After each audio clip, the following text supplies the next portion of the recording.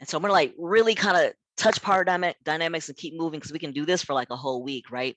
And this idea that, as an adult, especially when you're working with youth and children, you already have the power in whatever setting you're in this culture, right? One of the privileges we have, right, is like age, kind of like in the middle years. I think I read an article not too long ago about kind of like the privileged ages in this country are like between like 25 and 55 or something like that. So if you're younger or older than that, right, you are kind of like in this minoritized age bracket. So um as an adult working with youth and children, you already hold power.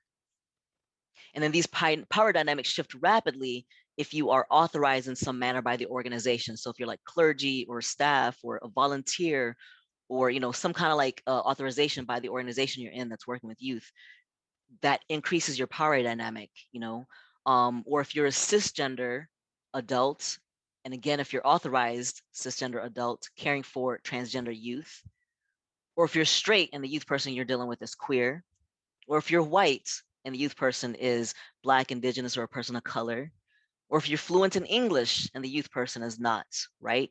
And then this compounds, right? If you are all of these things at the same time for a youth who is all of those things at the same time, right? So, like, the level of difference and otherness, right, continues to grow.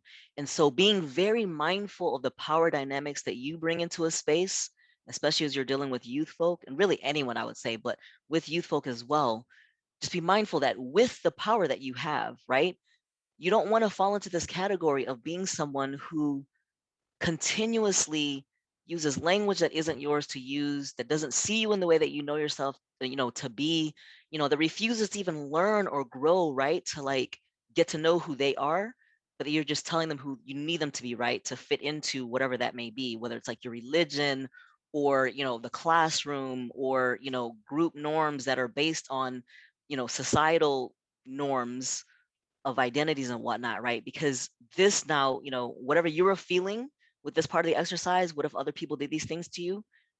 It only gets even more impactful when it's coming from someone who has power over you.